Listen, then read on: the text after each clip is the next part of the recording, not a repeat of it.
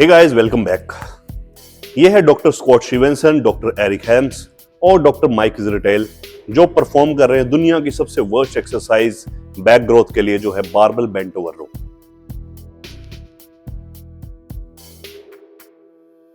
इसके अलावा आप most of the top researchers को देखोगे ना, जो एक्सरसाइज साइंस की फील्ड के अंदर वर्क करते हैं, उनकी आपको कोई ना कोई कहीं ना कहीं वीडियो मिल जाएगी जिसके अंदर या तो वो रिकमेंड कर रहे होंगे या खुद परफॉर्म कर रहे होंगे बेसिक बॉडी बिल्डिंग एक्सरसाइजेस को, जैसे कि barbell bench, barbell bent over row, barbell curls, squats, etcetera etcetera. Yes, squats are good, deadlifts are fine, bench presses of some kind, barbell pressing is good.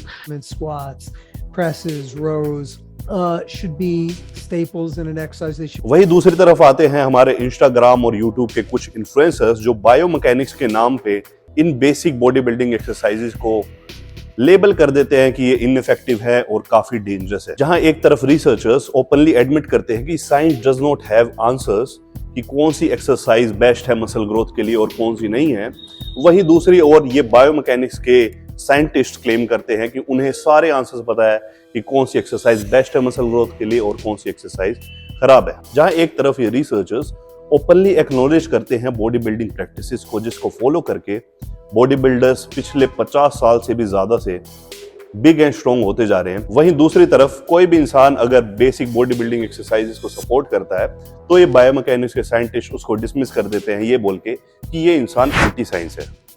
या फिर अगर कोई एक इंसान example देने की कोशिश करता है कि आप ये देखो बॉडी बिल्डिंग लेजेंड्स को नोट करो, तो उसको डिसमिस कर दिया जाता है ये बोल के कि ये लोग तो स्टेरॉइड्स यूज करते हैं। The problem is this guys, अगर दोनों की दोनों ग्रुप क्लेम कर रहे हैं कि वो साइंस बेस्ड है, एविडेंस बेस्ड है, तो दोनों की सोच में इतना ज्यादा डिफरेंस कैसे हो सकता है? दोनों की रिकमेंडेशंस बिल्कुल ऑपोजिट कैसे हो सकती है? इसको जानने के लिए हमें समझना पड़ेगा कि एविडेंस बेस्ड प्रैक्टिस एक्चुअली में होती क्या है। बहुत साल पहले एक स्टडी आई थी कि steroids do not work, but the problem was that guys कि उस टाइम तक ऑलरेडी बॉडी बिल्डर्स स्टेरॉइड्स को अब्यूज कर रहे थे and they were getting big and strong and huge by abusing steroids. I am pretty sure अगर ये biomechanics के साइंटिस्ट उस टाइम प्रेजेंट होते तो इन्होंने 3-4 रील्स तो बनाई दी होती कि कैसे ये बॉडी बिल्डर्स स्टूपिड हैं स्टेरॉइड यूज करने के लिए। हम इस टाइप की स्टूपिड हरकत ना करें, इसलिए people came up with idea of evidence based practice. ये वैसे तो मेडिकल फील्ड में ज्यादा यूज होती है, but it is equally applicable to fitness industry. Evidence based practice के 3 एस्पेक्ट्स होते हैं। First is scientific studies, second is clinical practices and third is individual preferences.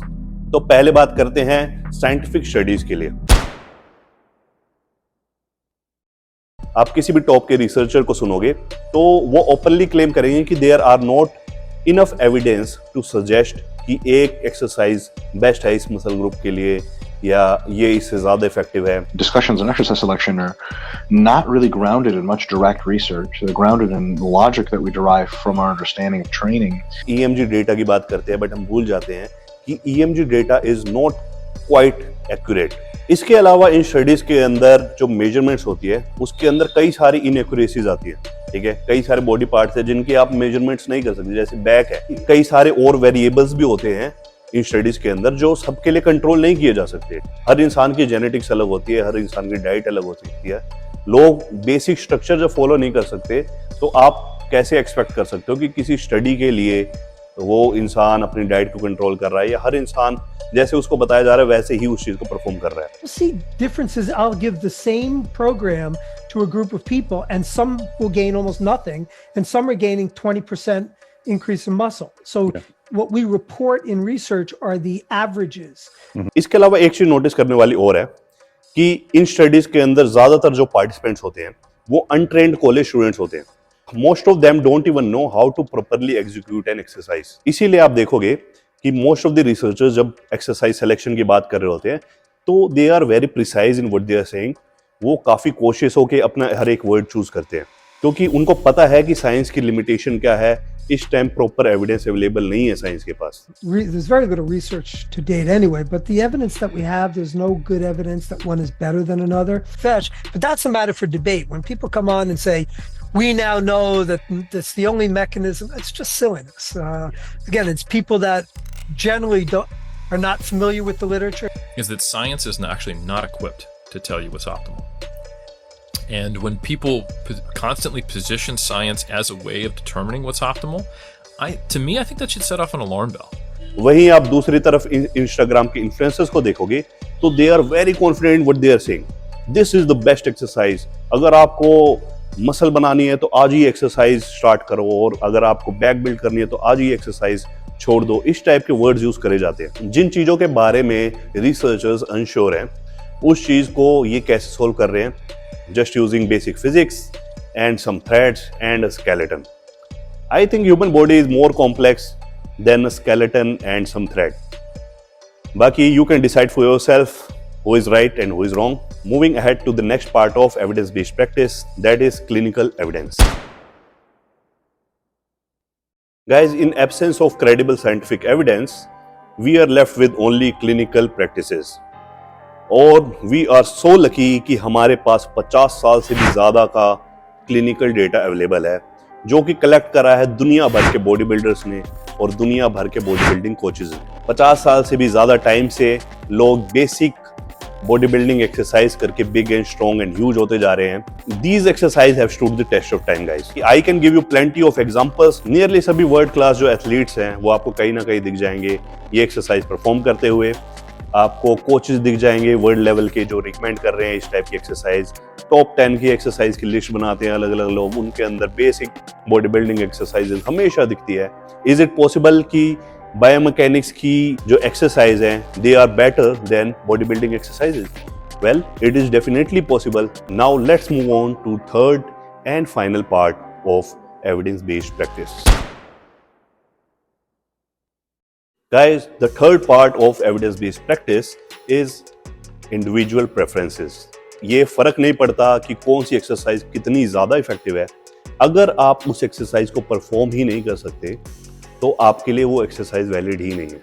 अगर आपका बॉडी स्ट्रक्चर अलाउ नहीं करता आपके लिए डीप स्क्वाट्स के लिए, तो it would be stupid to recommend somebody कि आप डीप स्क्वाट्स करो। इसी तरीके से अगर आपको कोई किसी टाइप की इंजरी है तो आपको मूव ऑन करना पड़ेगा टू अदर ऑप्शंस। सिमिलरली, अगर आप इंजरी प्रोन हो या आपको ऑलरेडी इंजरी है जो बार बार फ्लेयर आउट हो जाती है बेसिक बॉडी बिल्डिंग एक्सरसाइज करने से, तो इट डज नॉट मैटर कि कितनी ज़्यादा कोई एक्सरसाइज इफेक्टिव है, you will have to switch to other form of exercise. Same motion को आप परफॉर्म करके आपको रिजल्ट्स नहीं मिलेंगे अगर आप आधे टाइम जिम से बाहर ही रहोगे। सो इस केस के अंदर you may look at the biomechanics based exercises. इसी तरीके से अगर हम इसका दूसरा साइड भी देखें तो इट डज नॉट मैटर कि आपको लगता है कि डेडलिफ्ट इफेक्टिव है या नहीं है। अगर कोई बंदा जेन्युइनली एंजॉय करता है डेडलिफ्ट करना, that person is looking forward to hit his PR in the next session, तो आप उसको रोक नहीं सकते। It would be stupid to recommend कि no, don't do deadlift because it is not an effective muscle builder. अगर आपको किसी एक्सरसाइज से बहुत अच्छे रिजल्ट मिल रहे हैं तो biomechanics individuals are nobody to recommend you that it is not effective muscle builder or it is inefficient movement.